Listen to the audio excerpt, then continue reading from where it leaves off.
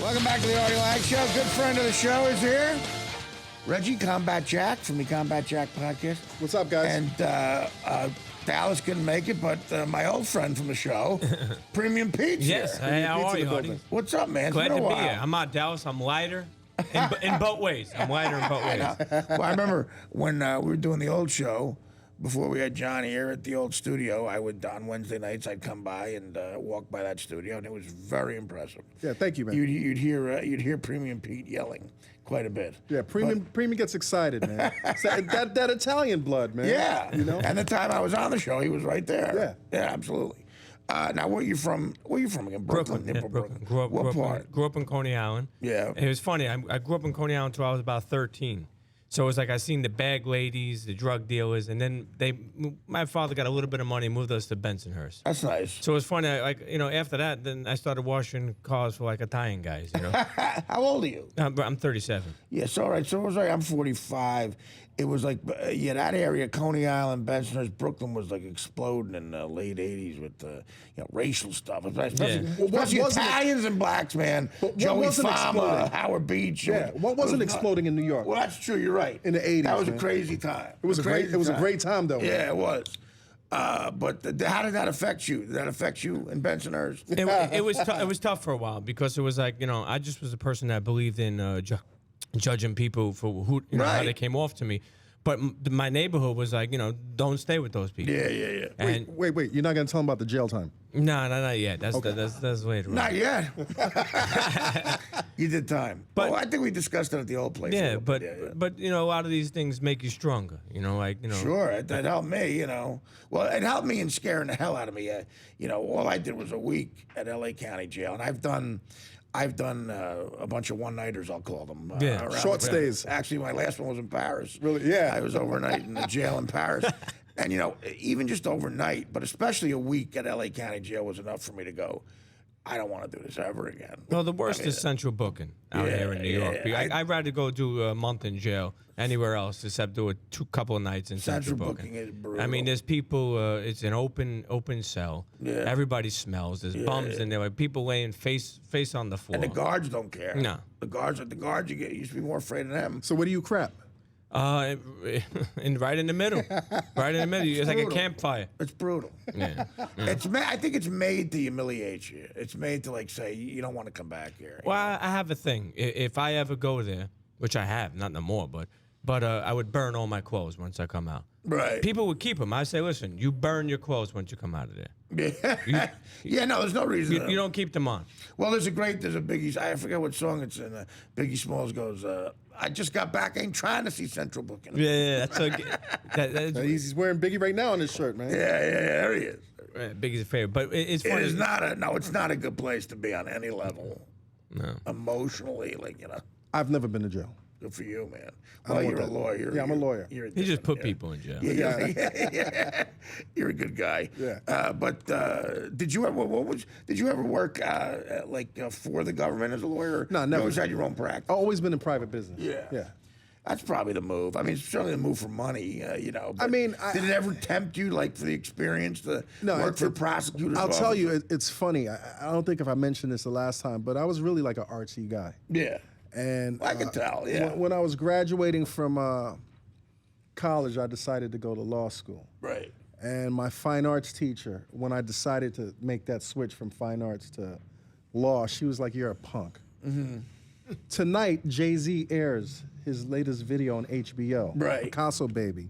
I'm looking at the video and I see my high school fine arts teacher dancing Really? in the video, Marilyn Minter. I guess you were a punk. I was a punk, but I kind of went full circle. I'm back. I know. I'm doing the content right now. I'm doing the show. Do you think as a black man becoming a lawyer, if you work for the prosecutor's office, on some level that's being a traitor? Do you think? Well, let me put it this way: would some people from your neighborhood look at it that way? I don't know how certain people from the neighborhood would look at it, but I have some very close friends, some colleagues of mine, black guys who, grew up in the same neighborhood. They worked for the DA's office. They put people away. Right. Right now, they make for some of the greatest criminal defense attorneys. Well, that's what I mean. They learn they hone their craft. Right. If I'm going to hire a criminal, and I've done this before, right. I've had, unfortunately, I've been in the position where I've needed to hire a criminal attorney. And you want to hire a good I want to hire a guy who knows what's happening on the other side. Someone who knows, somebody who knows a district attorney. I'd rather have a guy who worked for the prosecutor. Exactly. Yeah, because he knows how the other side works. Exactly. And might have connections, too. You know? So I think it makes them better attorneys in that field. Definitely. So I don't think it's necessarily a trader thing. The guy's doing what he has to do. He learns his craft. He decides to switch sides, and he Well, you also did, it sounds like, a lot of contract law then. That's all I did. Yeah. All deals. But that sounds boring, but if you're doing it for something you love, like music, especially at the forefront of a type of music that's brand new, right. From your people, that's got to be exciting as hell.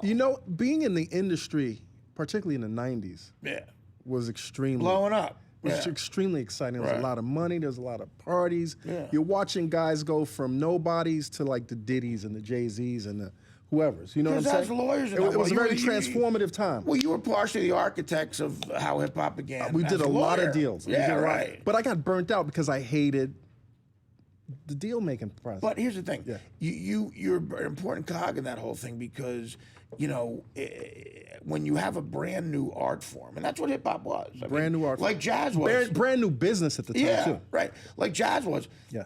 There's gray areas where executives at record companies could try to get over and go, well, no, you don't deserve royalties for this. Nah, this, blah, blah. A lot of ways to get ripped off. So you guys are very important to the artist. Of course. Yeah. So, and you said you worked, you did a deal for Jay-Z right back in the day. I did his first deal. Right. I did his very first deal before he was Jay-Z. When we were going to talk about Jay-Z dropping the hyphen from his name. Yes. But back then, Jay-Z had the hyphen and an umlaut over the A. He had an umlaut. His very first. He's a little carried away. Yeah, he was a little. At least got the. Being a little flamboyant, a little extra. Where's Jay-Z from? What is that from name? Brooklyn. He's from. Where's the name from? There's a lot of theories where the name is from. What's his real name? His name is Sean Carter. Right, okay, Sean Carter. But he grew up in a neighborhood in Bed-Stuy, Brooklyn, where the two closest trains were the J train and the Z train. Oh, okay. So he says he named himself after the two trains. That makes total sense. One of his initial rap mentors was an early pioneer rapper by the name of Jazz O. Right. J-A-Z. Oh, okay. Because Jay-Z was kind of like his... his right-hand man, Jay-Z. Like, there's a lot of theories where that name is from. But I don't know where the umlaut and the hyphen came from. Well, he did a thing with kind of a real pioneering and became an executive. He bought Def Jam from Russell Simmons and Rick Rubin, right? Is that what happened? No, he didn't buy Def Jam. He partnered with them or something? He partnered with them, and then eventually he became president of Def Jam for a very short period before he went on and formed his own label, Rock Nation. Okay, all right, interesting. But he's one of the few guys that really transformed from being, he went from being a drug dealer to an artist to an executive to a brilliant entrepreneur. Bro, absolutely. Yeah. It's funny. I was down in Miami. It's a story I think I've ever told before. When was this? I ever told before on the air. Late 90s, 97 or 98. It was the Super Bowl. Yeah. Was in Miami, and we were at the Delano. I was staying there with a couple of kids I knew from L.A. I had done a movie called The Bachelor, and a couple of the producers were connected there, and they got me a room and great tickets to the Super Bowl. So I go out there, and I'm staying with a bunch of buddies. Some other friends of mine were staying there, and they were these real hardcore Italian kids. May or may not have been connected. I don't know. Right. And but they were from the Boston area. And there's one kid's name was Richie. And it was a real hardcore kid. And we get on the elevator. Again, this might have been 96, 97. We get on the elevator at the Delano. Now, it's me, this kid, Richie, and two other kids from Boston, and my one buddy from L.A., who was intimidated by these Boston kids. Yeah. Were you intimidated? No, I knew them. I knew them through cousins of mine. Okay. And, I was okay with them. But they were the kind of kids that could get you in trouble. Right. Because they were very, very confrontational. Yeah. So we were on the elevator, door stops at the floor, and a kid gets on, young black kid. He looked like he was about 19 years old. And he's standing right in the face of my friend Richie, just because of how it worked out. Positioning. Yeah. And Richie was volatile, and he had just lost a bunch of money playing poker. Okay. So he gets in this kid's face for no reason. He's yelling at the kid. He goes, "What are you looking at, mother effer, blah, blah, blah." And like he's going to fight him. Gets right in his face. And we're all looking, "Richie, what are you doing?" We're calming him down. So what is the kid doing? My buddy, the kid is just staring at him. Right. Now, he Nervous, cocky? He like, made a real street smart move, Right. this kid. He looked around. We're in a closed elevator. There's 5 Italian kids around. Yeah. And he doesn't know the fact that we're embarrassed by what he's doing. Right. He, We may be with him. Yeah, of course. But in essence, we were trying to we were like mad at him. right. So he didn't back down in any sort of punk way. But he looked around and said, "I can't win this fight." And he just stood there. He said that. No, he just stood there. yeah. And he let the kid kind of talk himself out. Yeah. And as soon as the door opened, he slowly real smooth, he just stepped back and let the door go back. He didn't take his eyes off Richie. No, didn't take his eyes off. Smart He was dude, man. yelling. Yeah. But in my opinion, it was like he looked around going, "I can't win this fight." So he just slowly gets back off the elevator. And the elevator closes. So we're looking at the kid, Richie. And again, Richie was not the most racially sensitive kid. Right, I can imagine. I think he might be. I think he might be in the joint now. Yeah. But What's up, Richie? But he had some problems. Yeah. And we were mad at him. So, but I'll never forget the kid's face and how he reacted to it, because I was like, this is like, because anything could happen, you know. Right. Anything could happen. About a year later, my buddy calls me up from Boston, and I was living in LA, and he goes, "Are you near a TV right now?" I go, "Yeah." He goes, "Put MTV on."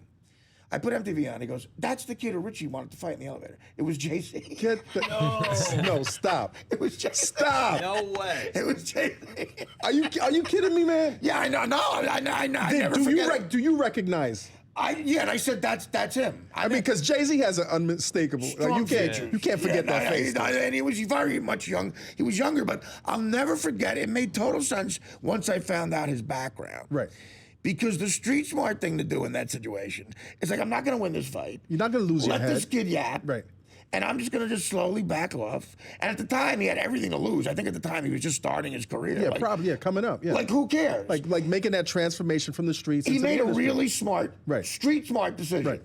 And I said that in my head before it That's happened. fascinating, man. And when he backed out, I said, that was the smartest thing I could have done. My one buddy agreed, and we never forgot the kid's face. And you know what else is funny about that trip? We had enough juice to these kids, I don't know who they knew, Super Bowl week to get chairs by the pool at the Delano. And Russell Simmons and Spike Lee and Rick Rubin were all at the pool that week. okay. So I guess he was there doing Yeah, business. yeah, probably, yeah. Russell Simmons was definitely there, because I remember course. him wading in the water. And this is when Russell was all in the industry, man. Yeah, this was late. It's the late 90s. Pre-yoga Late- Russell. Whenever Denver played, whatever year Denver played the Broncos. No, Denver played Atlanta, the Falcons with the guy. It was in Miami. Anyway, 97. great 97. story. No. January 99, it might have been. 99. Yeah, yeah. 98 Okay. season. Yeah. Yeah, fascinating story. That's crazy. So man. maybe by then he was a star, but we weren't hip enough to know that. No, he was a star he was an underground star, but very recognizable, at least in the hip hop circle. Yeah. I'll never forget that. It was such a brilliant That's move. crazy. Like the kid was like, the dumb thing would have been to fight, but he was like, let this kid talk. I got a record deal. Right. I don't have to look over my shoulder anymore. But he never stopped looking at him. Right. And he backed out like this. And then the door just closed. And my buddy from LA, this producer, like, So is Richie now a Jay-Z fan? he's an all right guy. Anybody know why Richie capped Bobby Whippo? I don't know. I know, what is that, Out for Justice? Yeah, Steve Seagal. Steve Seagal. Yeah, no. Richie's an all right guy. He had lost a bunch of money playing poker. So anyway. All right, we'll take a break. We'll be back with Artie Lange.